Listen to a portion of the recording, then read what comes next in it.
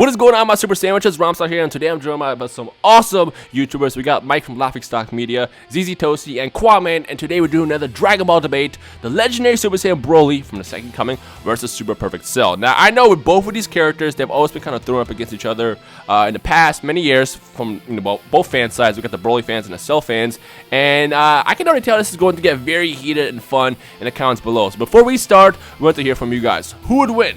Broly or Cell? Let us know why in the comment section below. But how about we start with Toasty? Who do you think will win between these two amazing warriors? For me, it's Super Perfect Cell. I'm on the side of Super Perfect Cell, but I mean, personally, I think that his arsenal of attacks that he would have, at least, even though he probably didn't show a lot of them, since he does have cells from a lot of the Z fighters, he most likely would have, the moves like Kamehameha. I don't think he'll be able to do Final Flash, but if he was, that'd be really awesome. I doubt he would. But he probably has Special Beam Cannon and stuff like that, since he does have the cells of all the Z fighters. So that would be pretty interesting. But I don't know, only because of the power difference between Gohan as a teen and then Gohan as an adult or adolescent, I guess, when he was in high school. When he fought Legendary Super Saiyan Broly in Second Coming, they said that he did lose some power because he didn't train in the Buu Saga, but I don't know how weaker he really is. And back when Super Perfect Cell lost to Gohan, not Legendary Super Saiyan 2, Super Saiyan 2 Teen Gohan, in the manga, or at least, the translated one, I know that the Dragon Ball manga has some mistranslations in the middle, but apparently Gohan said, I can only use one arm and my power is less than half of normal. So, I don't know, it's really close in my opinion, but I think that Super Perfect Cell, the fact that, even though there is a huge plot hole that Mike had pointed out in the previous recording of this, that Cell did completely get his head blown off, but, he came back and said, if there's a cell in my head, then I will regenerate. If he were to get blown up by Broly, let's say, and then regenerate, that would count for him as a Zenkai boost and become even stronger. Right. So I personally think that would give Cell the edge and have him win, but it is really close. And the amount of power difference between the teen Gohan and the adolescent Gohan is kind of annoying because now I can't really completely gauge who would really win. But right. I personally am going to stick on Cell's side. Okay. Mike, what do you got?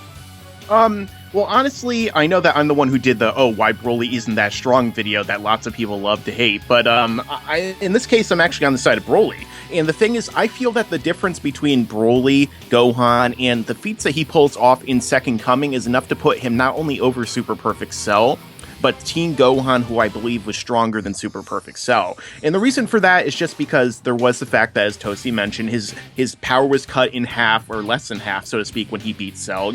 I feel like he was stronger than Cell to begin with, and I feel like the power that Gohan lost, even though power scaling at the beginning of the Buu Saga is all out of whack, I feel like the power that Gohan lost might have put him marginally below Super Perfect Cell, but the fact that Broly was holding off not only Super Saiyan 2 Gohan, Goku, and Goten all together with that one blast until, what happened where he got shot into the sun, I feel like he'd be able to definitely overpower Cell. And I feel like he has, even though Cell has instant transmission, so he could fly all around him and stuff, he'd probably be faster by default because of that. And even though Cell has a Spirit Bomb and stuff like that, which he's mentioned in the past, I feel like Broly, just in terms of raw power and being this tank, would be able to take him. I feel like he'd be able to just annihilate him. So I feel like I would give it to Broly. Okay.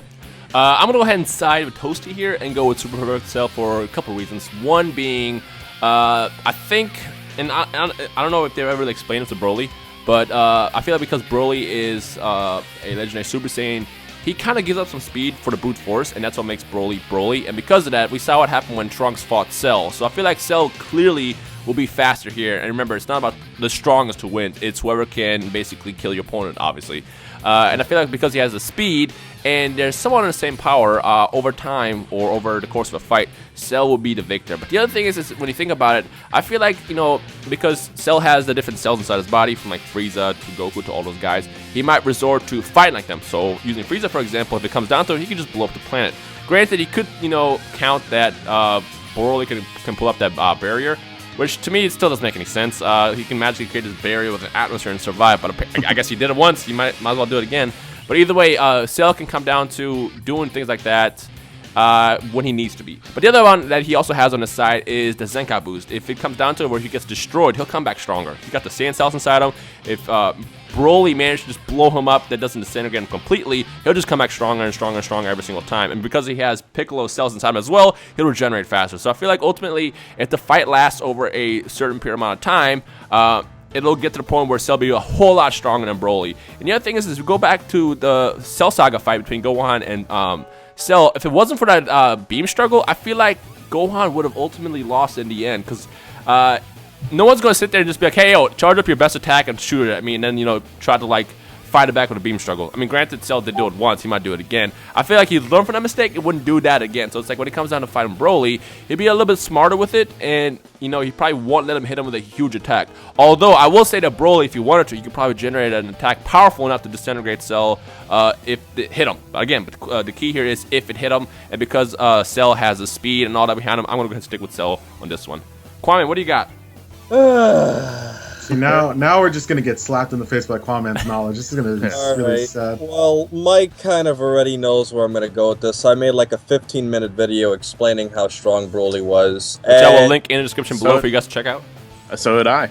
And Mike too. So the thing is, just to make this clear, there's like me and Dino were saying, there's two types of Brolys. You have the one from Legendary Super Saiyan, and you actually have Broly from, you know, Broly Second Coming. And if you look at the Japanese version, I am pulling a Geekdom and a Super J in here.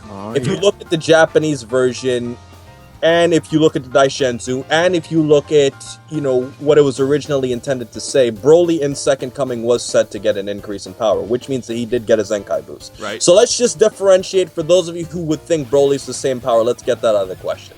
Now, the only character that all of the Z Fighters fought in Legendary Super Saiyan that we're going to use to scale for Second Coming, that everybody fought in common, and I talked to Mike about this, would be the Cell Juniors. And by judging the way Gohan compared against the Cell Juniors compared to the way the Z Fighters performed against the Cell Juniors, and compared to how the Z Fighters performed against Broly, although there are some inconsistencies because Gohan's power scaling is kind of off and moves are not perfect, we're going to use that as a measurement to say that Broly in the original Broly the Legendary Super Saiyan movie is stronger than most likely regular Perfect Cell, but weaker than Super Perfect Cell. However, when we go on to Broly's Second Coming, there are some details that we really have to factor in here. Okay. Number one, I made a video about this too. If Dino wants to link that, I would definitely enjoy it. I made a video, is Gohan a Super Saiyan 2 in Broly's Second Coming? And most people will use what two arguments, Mike? Hair and electricity. And if you just want to go with that, it's still proven, with the exception of the electricity, by looking at the Daishenzu, his hair is actually closer to Super Saiyan 2, but I'm not even using hair and electricity. Using basic power scaling, it makes absolutely no sense for Gohan to be a Super Saiyan 1 in Broly's Second Coming, based off of the fact, and Dino, I know I'm just saying all these random details, it's going to add up to something, I promise. The reason why Gohan has to be a Super Saiyan 2 in Broly's Second Coming is because Gohan was weaker than what he was as a kid, as an adult, and the only point in time where Broly's Second Coming would take place would be in the gap before that World Martial Arts Tournament. I know there are some inconsistencies, like Goten somehow knowing Goku and recognize him. I know it's inconsistent, and Mike and I did another video on that, but I'm not going to keep promoting all of my videos here. So, basically, now that we figured out that Gohan must have been a Super Saiyan 2 when he was fighting Broly, we have to use some more scaling. When you look at that Kamehameha clash that Gohan had with Cell, Gohan specifically, even in the manga, he said, my power is less than half. That is a huge statement. And Gohan must have some clue of how strong he is. Maybe Goku was admitting that, you know, Gohan didn't have confidence in himself, but Gohan said he was less than half of his power.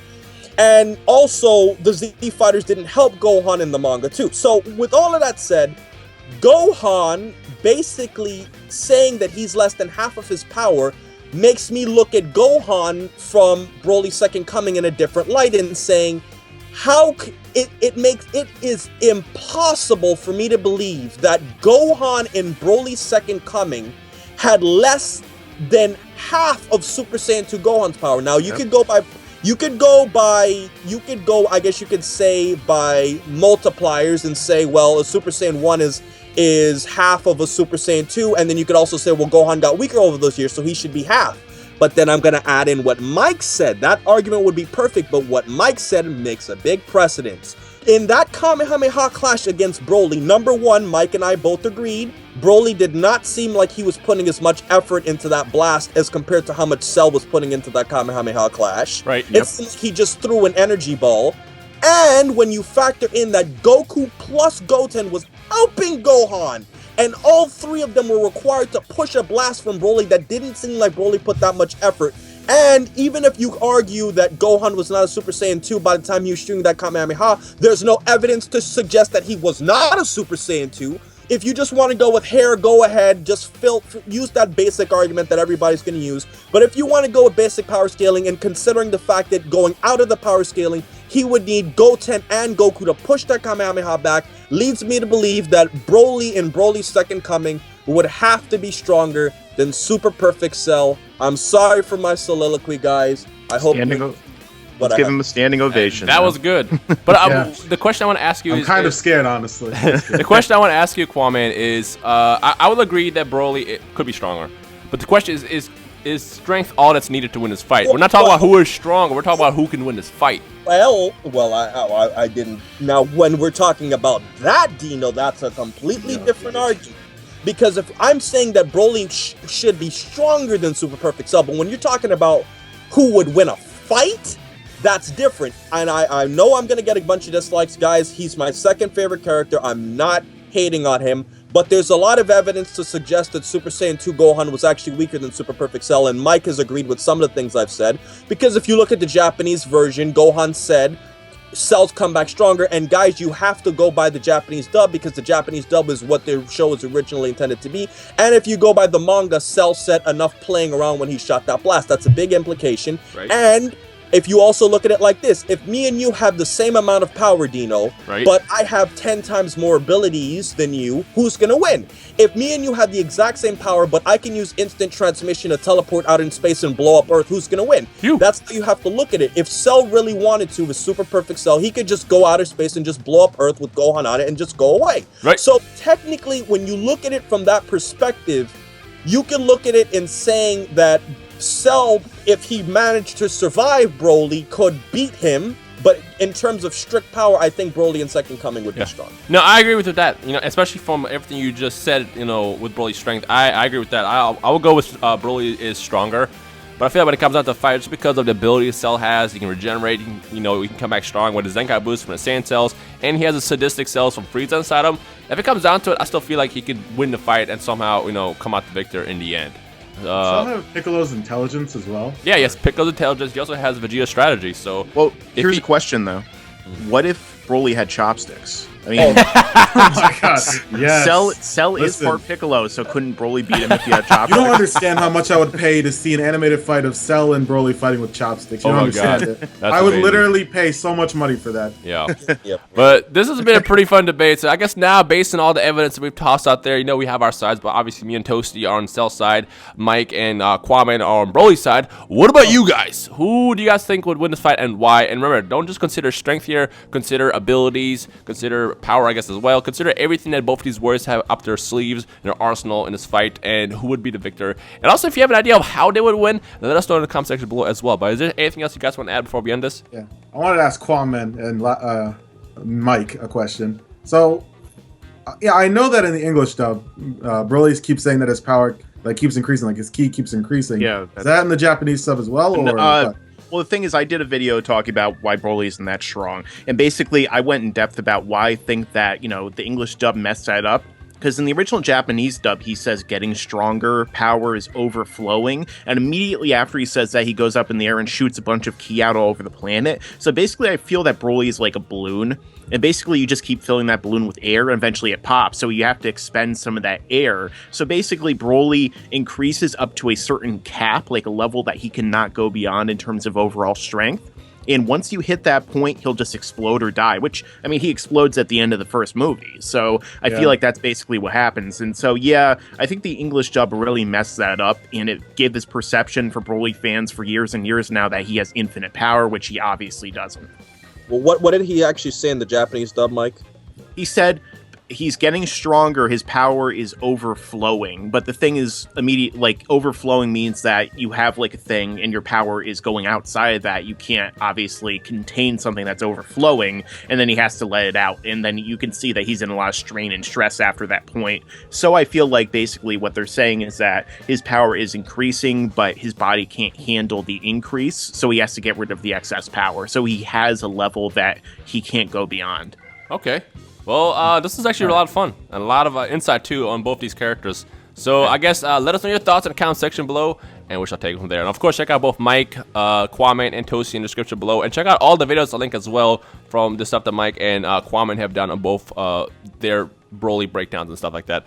But is there anything else, gentlemen? Broly's a bitch. We'll see you guys in the comment section below.